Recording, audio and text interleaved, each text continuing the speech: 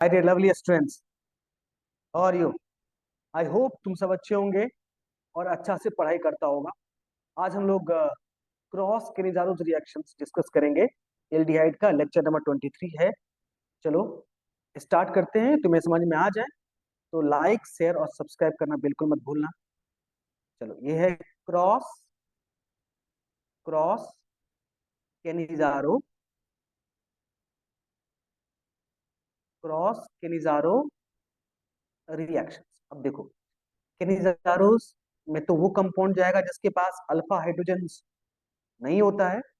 जैसे फॉर्मल्डिहाइड है, इसके अंदर अल्फा हाइड्रोजन नहीं है। उसी तरह बेंजल्डिहाइड है, इसके अंदर भी अल्फा हाइड्रोजन नहीं है। इस तरह से जो भी कंपाउंड होंगे वो क्रॉस केनिजारोस रिएक्शंस में इन्वॉल्व होगा। अब देखो, क्रॉस का मतलब हो गया दो डिफरेंट कंपाउंड्स। तो यदि मैं ये और ये ले लूं तो वो क्रॉस केनिजारोस रिएक्शन इन्वॉल्व हो जाएगा। ठीक है, तो अब चलो एक एग्जांपल से समझते हैं। एक हमने ले लिया कौन सा, बेंजल्डिहाइड, और सेकेंड क्या ले लिया, ये फॉर्मल्डिहाइड। अब देखो, इसको मैंने कौन के NaOH से रिएक्शन करा दी। तो इसमें वैसे भी जिस कंपाउंड में फॉर्मल्डिहाइड होता है और अगर कोई और भी कंपाउंड होगा तो फॉर्मल्डिहाइड ऑक्सीडाइज्ड ही होता है इसमें। यहाँ पे फॉर्मल्डिहाइड की रिएक्टिविटी ज्यादा होती है बेंजल्डिहाइड से, क्योंकि इसके अंदर रेजोनेंस होता है। तो इसकी रिएक्टिविटी इसके कंपेरिजन में कम हो जाएगी। तो ये मोर रिएक्टिव पार्ट क्या होगा, ऑक्सीडाइज्ड होके सोडियम बेंजोइड बना देगा, और सेकेंड वाला बन जाएगा बेंजाइल एल्कोहल। मतलब इससे ये पार्ट जो हुआ क्या हो गया, ऑक्सीडाइज्ड पार्ट हो गया। ठीक है, और इससे ये पार्ट जो हो गया क्या हो गया, रिड्यूस्ड फॉर्म हो गया, रिड्यूस्ड पार्ट हो गया। क्लियर है? चलो एक और एग्जांपल देखते हैं। ये है, एक हमने ले लिया बेंजल डिहाइड को, और सेकेंड हमने ले लिया पी नाइट्रो बेंजल डिहाइड। कौन सा है, पी नाइट्रो बेंजल डिहाइड। और कौन के NaOH लिया। स्टूडेंट जरा सोचो, ज्यादा रिएक्टिव पार्ट कौन सा होगा, वैसे ये पार्ट होगा क्योंकि इसमें NO2 ग्रुप है, इलेक्ट्रॉन विड्रॉइंग ग्रुप है। तो ये वाला पार्ट क्या होगा, ऑक्सीडाइज्ड हो जाएगा और ये बना देगा COONA और NO2 प्लस सेकेंड वाला हो जाएगा बेंजाइल एल्कोहल। यानी इसका नाम क्या बोलोगे, पी नाइट्रो, ये P nitro sodium benzoate, sodium benzoate हो जाएगा। ठीक है, और ये वाला पार्ट क्या है, बेंजाइल एल्कोहल है। करेक्ट है? चलो स्टूडेंट्स, अब इसके एक और एग्जांपल लेते हैं।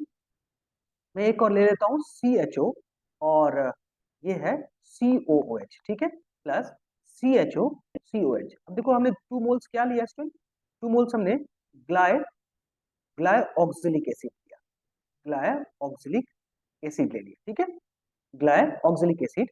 और इसमें हमने क्या किया, 3 मोल्स ऑफ सोडियम हाइड्रोक्साइड। देखो दोनों सेम चीज है, यदि ये पार्ट ऑक्सीडाइज्ड होगा ये पार्ट रिड्यूस्ड हो जाएगा।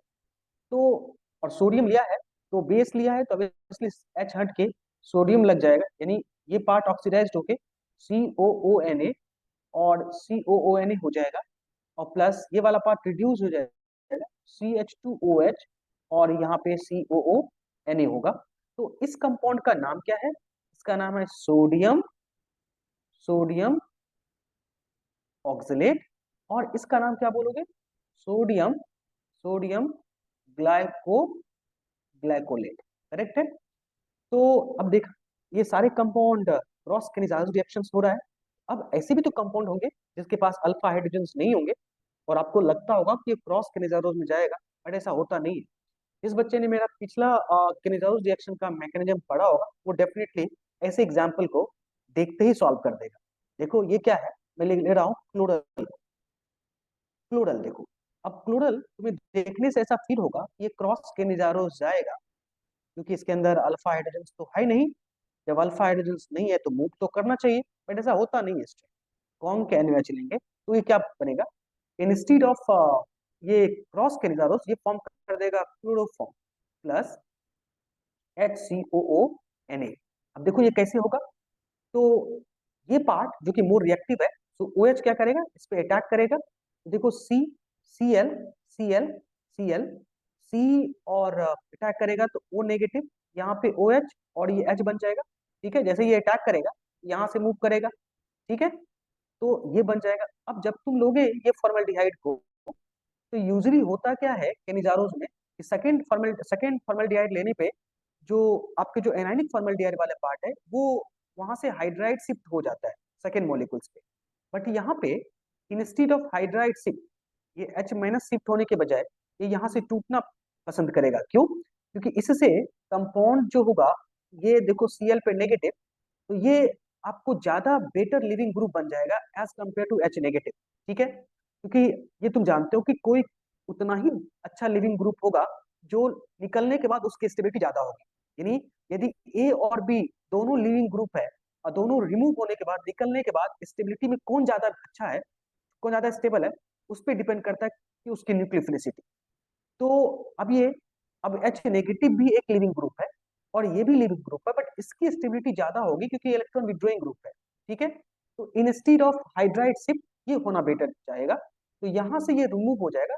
तो रिमूव होते ही यानी यहाँ से यहाँ बैक आ जाएगा, तो अब यहाँ से होते ही क्या होगा, C Cl negative plus H C double bond O H. अब एसिड बेस रिएक्शन, यानी एच यहाँ से यहाँ ट्रांसफर हो जाएगा और ये बन जाएगा CHCl3 प्लस HCO नेगेटिव।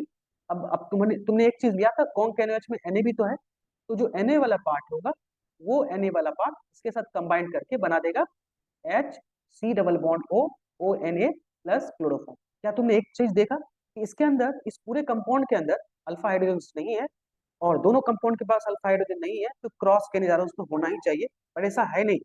तो हर केस में पॉसिबल नहीं है स्टूडेंट, ये पूरे मैकेनिज्म से तुमको समझना है। चलो एक एग्जांपल देता हूँ और तुम बताओ इसका क्या आंसर होगा। एक मैं लेता हूँ ये कंपाउंड जो है CHO और यहाँ पे OCH3। सेकेंड कंपाउंड ले लेता हूँ यहाँ पे CDO और OCH3। ठीक है, अब जब मैं लेता हूँ कॉन्क NaOH, अब तुम बता सकते हो इसमें से कौन ऑक्सीडाइज्ड होगा। सोचो जरा, CHO और CDO। स्टूडेंट CHO ज्यादा अच्छा मोर रिएक्टिव पार्ट होता है न्यूक्लियोफिलिक एडिशन में एज कंपेयर टू CDO, क्योंकि जो डी होता है ड्यूटेरियम, उसकी मास ज्यादा होती है, तो वो रिएक्शन के अंदर स्लो इन्वॉल्व होगा, तो ये पार्ट ऑक्सीडाइज्ड होगा।